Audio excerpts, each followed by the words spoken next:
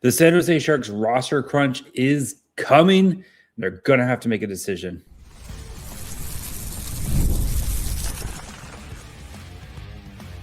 You're Locked On Sharks, your daily podcast on the San Jose Sharks, part of the Locked On Podcast Network, your team every day. Hello, welcome to Locked On Sharks, the premier hockey podcast covering your favorite team in the Bay Area. My name is JD Young, caretaker at the Reef. I've also been covering the Sharks since 2018 and the co-host of Locked On NHL. I want to thank you for making Locked On Sharks your first listen, proudly part of the Locked On Network, the number one sports podcast network. We cover your team every day. And if you want to be an everydayer, all you have to do is just follow along wherever you get podcasts. And of course, you can watch on YouTube as well. And today we're going to kind of go back through the week that was and what we learned, including the Sharks are now going to have to make some decisions when it comes to their roster. Alex Wennberg already paying dividends after re-signing an extension. And the Sharks still can't compete with the Vegas Golden Knights. What needs to change for them to actually one day maybe beat the Golden Knights? So let's get started with the roster crunch, as the Sharks are starting to get healthier here. At least you can see the health on the horizon. And that, of course, starts with one Will Smith. Will Smith has been back at practice. He, according to San Jose Hockey Now's Shang Peng, was part of a full contact practice and is expected to continue with contact practices leading up and is going to be on the road trip for starting with Thursday's game against the Washington Capitals. So Will Smith is expected to return. If it's not Thursday, you have a feeling it's going to be one of these upcoming games here. You don't take him on the road trip unless you really think he's going to be coming back. And then you couple that, of course, with one Michael Misa, who Misa made his return from both an injury and then a rehab stint with the Barracuda, as well as his loan over to with the World Juniors on Team Canada. Misa now is currently at 7 games played. Or is it 8 games played? Sorry. And his upcoming, and Sharks already said they're going to keep him around for the rest of the season here. The Sharks are running out of spots here. As of course, we know Michael Misa, once he plays that 10th game, his ELC kicks through, and therefore his contract kicks through in as well, and will have to go towards his 50, one of the 50 games played here. So the Sharks are very much running out of time here to make a decision on, which players are going to be NHL players, which players they need to potentially move on, which players are, need to go back to the AHL. You couple this also with the looming return of both Vincent Desharnais and Shakir Mukhamadullin, who are both expected to go on the road trip as well. And then you have Pavol Regenda, who's not going on the road trip, but is, a couple weeks behind, or at least probably a week or so behind where Will Smith is. And the Sharks are 1,000,000% facing a roster crunch right now. And it doesn't get easy when you kind of look at where everyone is at, especially, the forward group, right? So right now you have Tyler Toffoli, Wennberg, Barclay Goodrow, Jeff Skinner, Adam Gaudette, Ryan Reeves, Ty Dellandrea, Macklin Celebrini, Michael Misa, Colin Graff, Igor Chernyshov, William Eklund, Zack Ostapchuk, and Pavol Regenda. All these forwards here. And then, of course, the defensive group. Orlov, Leddy, Klingberg, Ferraro, Liljegren, Sam Dickinson, and Vincent Iorio, all who are healthy right now.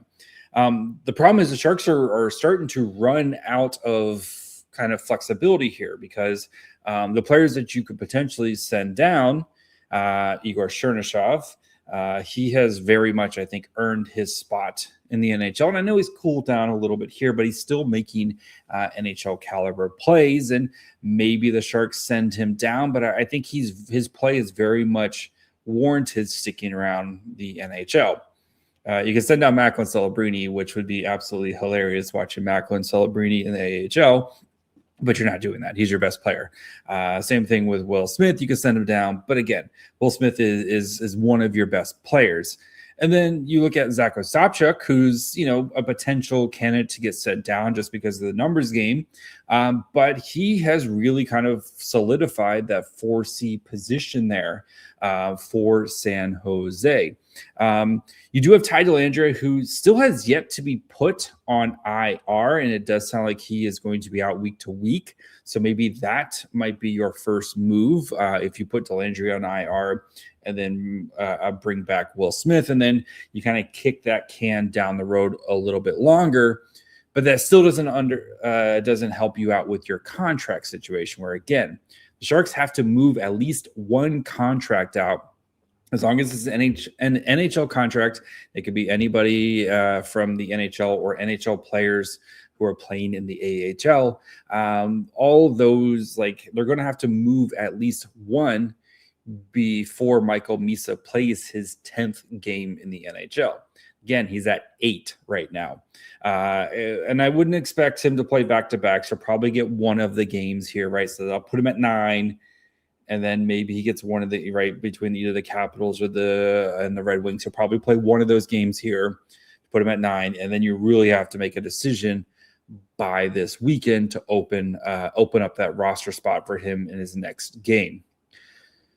You look at where San Jose is at. Another player who Pavol Regenda, has played very well so far, even when he's not scoring, like you definitely have seen with him and Skinner, and especially with Misa. But you've seen a resurgence on this third line with Pavol Regenda, and even when Regenda was playing on the second line, of just kind of what he has done. And if you put him on waivers, there's a legitimate chance that another team might snag him as to try to kind of help boost their middle six or help boost their potential third line here. And he's a guy who has, played 8 games for the Sharks this year, and, and has put up 12 points during that time, including 4 goals.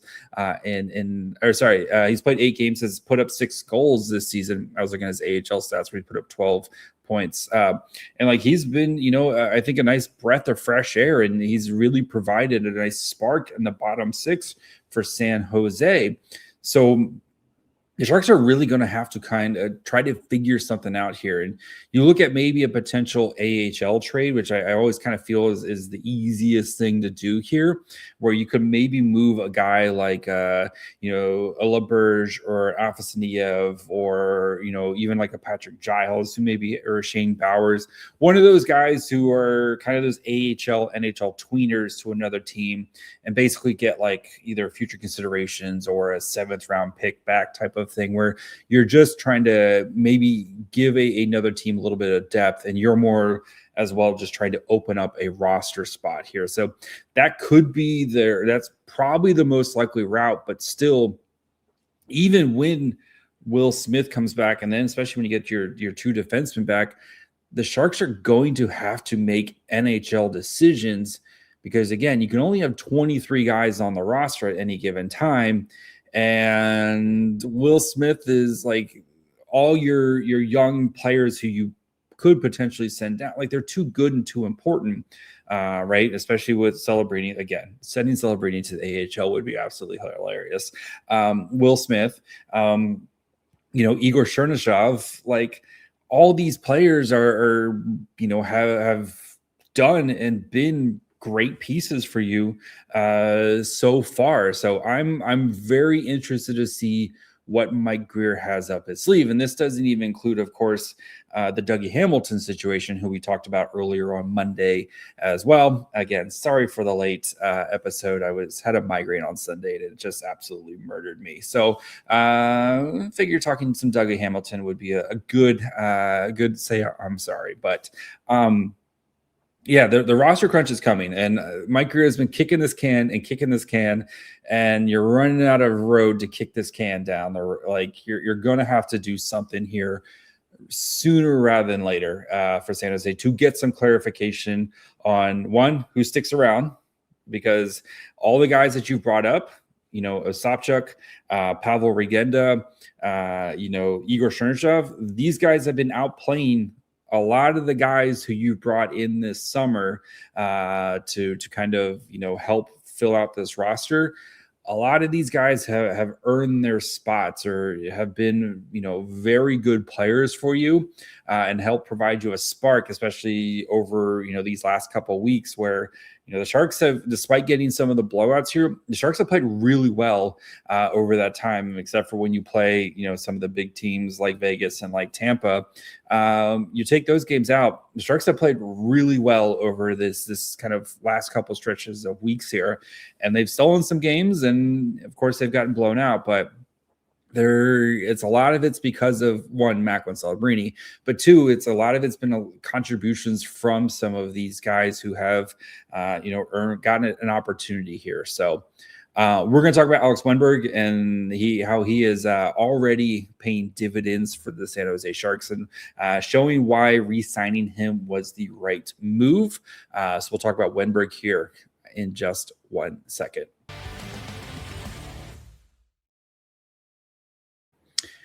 The NFL playoffs are here, and FanDuel is officially in playoff mode. Every game day during the NFL playoffs, FanDuel is giving customers even more ways to get in on the action because right now, every NFL playoff game day, FanDuel users get a profit boost pack waiting for them inside the app. Each game day, you'll see a pack loaded with multiple profit boosts that you can apply on the bets that you like the most. Open the profit boost pack first thing on game day and see what boost you want to apply. The boosts give you more juice on the bets you already like instead of forcing you to bet on something new. You make the picks and apply your profit boost to go after even bigger payouts while the playoffs get rolling. So visit FanDuel, an official sportsbook partner of the NFL, and grab your profit boost pack every NFL playoff game day.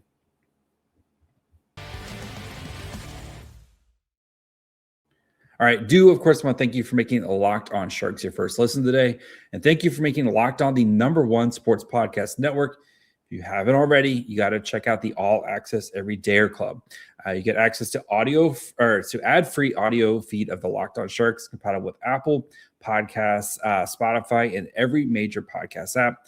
And invite to a members-only everyday Discord server, which includes a group chat for listeners of the show. So it's a great way. We're building this kind of really cool community over there. You get special one-on-one texting with me, as well as special episodes of Locked On Sharks, plus things we can't just do on the podcast, like we had a William Eklund shift-by-shift breakdown of his game against the Kings last week. So go to lockedonsharks.supercast or tap the link in the show notes to learn more. All right. Alex Wennberg. It's really nice when you sign a guy to a contract extension, as the Sharks did last Sunday, and then he just comes out and then he just is awesome for the next week. It's just a nice feeling for him, right? Wennberg, who great weekend for Wennberg, where he gets a nice contract extension.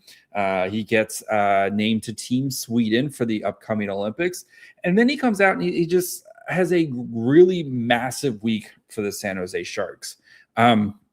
This last week, Wennberg was second on the team in scoring. He had 6 points in 4 games, 3 goals, 3 assists. Only Celebrini, Macklin had more. And then Tyler Toffoli also had 6 points. Good to see that second line that we've been kind of harping on a little bit. Good to see that second line really come through. But Wennberg, just a massive week for San Jose. He was third on the team in time on ice. That includes forwards, defense, that's all skaters. Third on the team last week in time on ice at 21:56, playing 13:31 of even strength, 5:37 on the power play, and then 2:47 shorthanded. So led the way among shorthanded players last week for San Jose. And yes, that's more than Mario Ferraro, Colin Graf, that's more than everybody else. Liljegren Wennberg just having a massive week for San Jose, right? You look at, his production last week, right? 3 goals, 2 of them on the power play, 2 even strength assists, just was a huge part of what San Jose did to win, a majority of their games last week. And I know we'll talk about Vegas here in a little bit, but he just kept coming up clutch for San Jose when they needed him. And, I thought the signing was great when they did it. It's a nice boost of confidence that Wennberg has kind of come out and backed it up, right? 1 week doesn't make a full re-signing. And of course the new contract hasn't even kicked in, but I think it just goes to show, right, where this team, there's already been a lot of like, well, who's going to get traded, et cetera, et cetera. Just getting one person here, and especially someone who's been as important as Alex Wennberg, just getting them re-signed and kind of getting the message from Mike Grier to the guys that they've earned this. Like, this isn't just Alex Wennberg's play, right? Because Alex Wennberg could have been, doing the exact same stuff. But if the team was bad, right, or was one of the worst teams in the NHL again, like Wennberg's 100% getting traded, even though he's doing the same stuff. So this isn't just an Alex Wennberg re-signing. This is a team effort to get him re-signed. And the Sharks team, they keep figuring it out. They keep winning all these close games.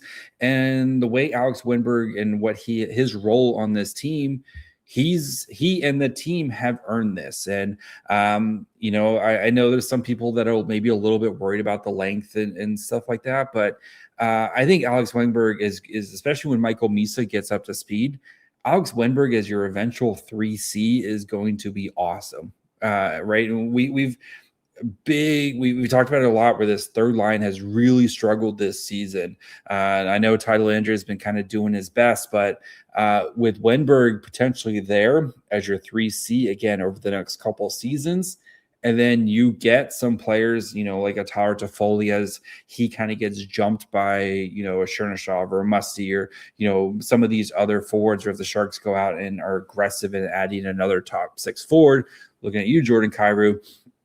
And then you get like a Toffoli on the third line with like a Colin Graf. Like, that third line was legitimately the Sharks' second line this year for a good chunk of it.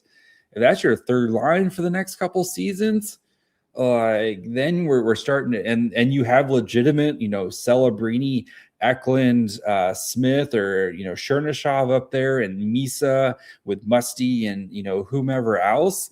Then you're really starting see this team really be able to provide depth scoring at 3 different levels there.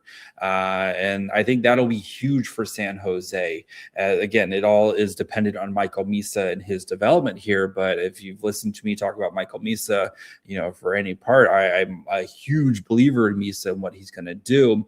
And like, I just think for Wennberg, like, this was a really big boost of confidence for the team, not only for himself, but for the team, and where the direction and how much they have earned this for both himself and for San Jose, and just for Wennberg to kind of come out, back it up with a massive week.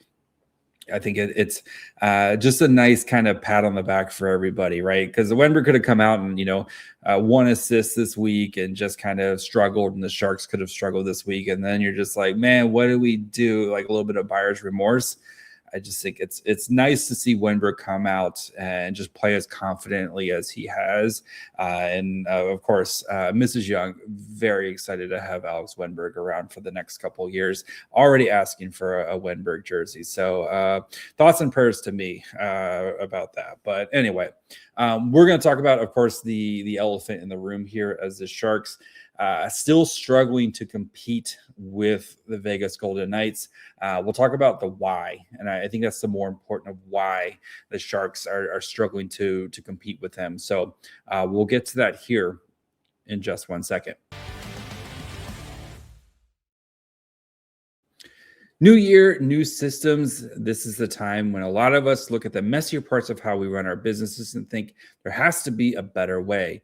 And there is. Streamlining your communications is one of the quickest upgrades you can make. And that's why today's episode is brought to you by Quo, spelled Quo, the smarter way to run your business communications.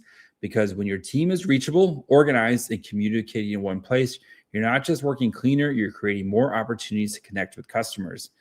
Great thing about Quo is you can see full conversation threads, which makes replies faster and more personal. The whole team can call and text from one shared business number, so nothing gets missed.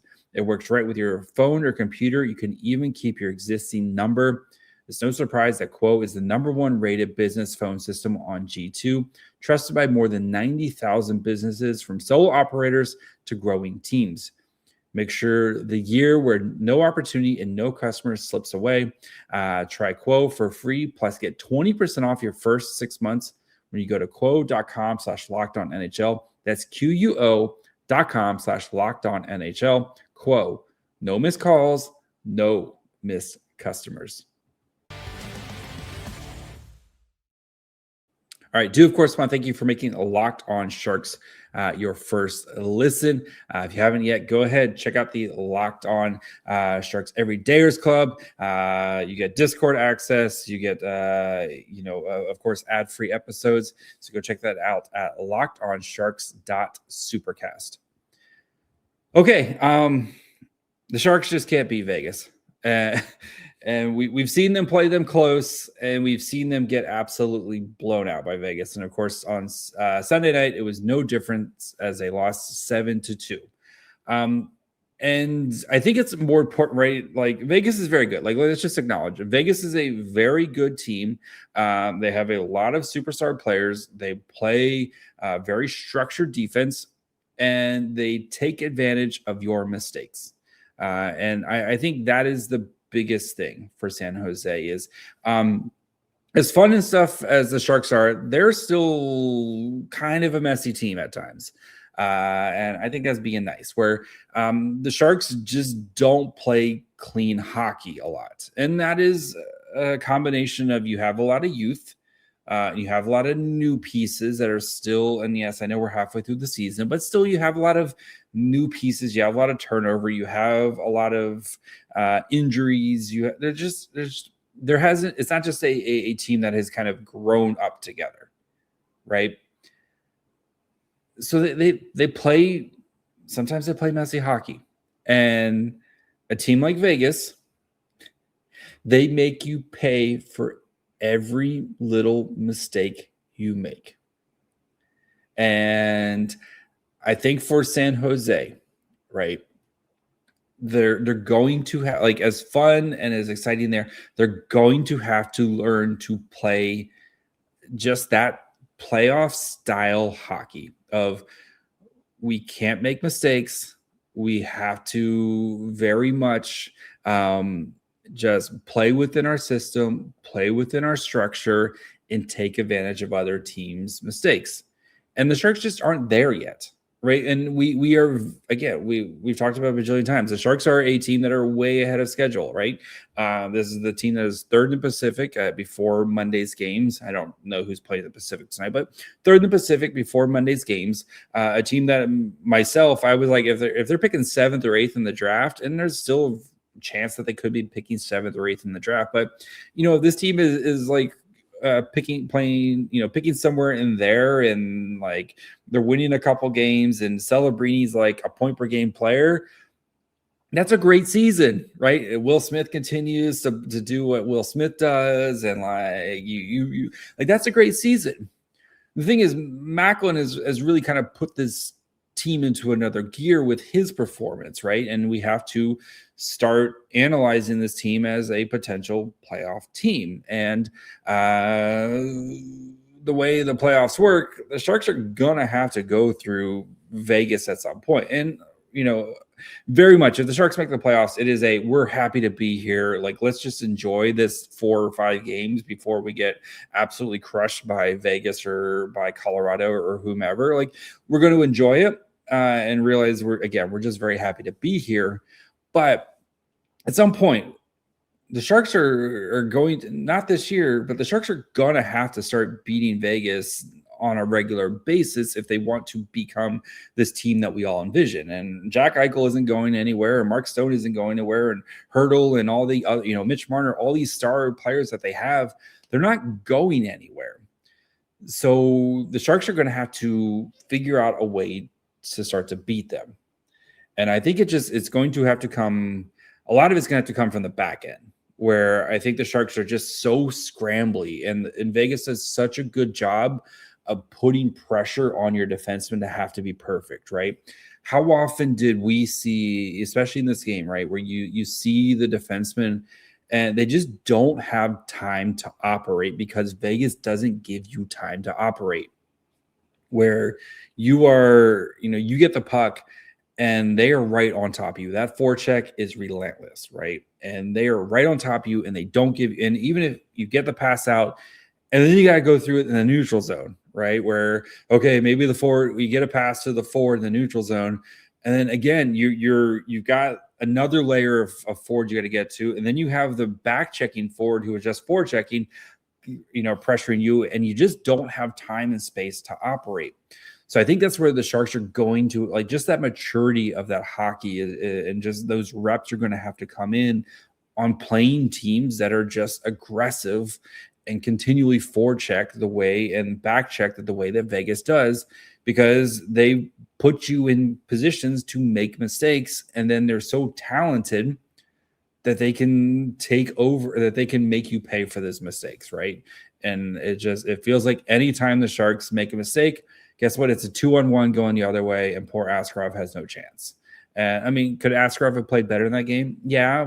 Could you also maybe not put Askarov in the same positions or leave Jack Eichel all alone by himself on the faceoff dot?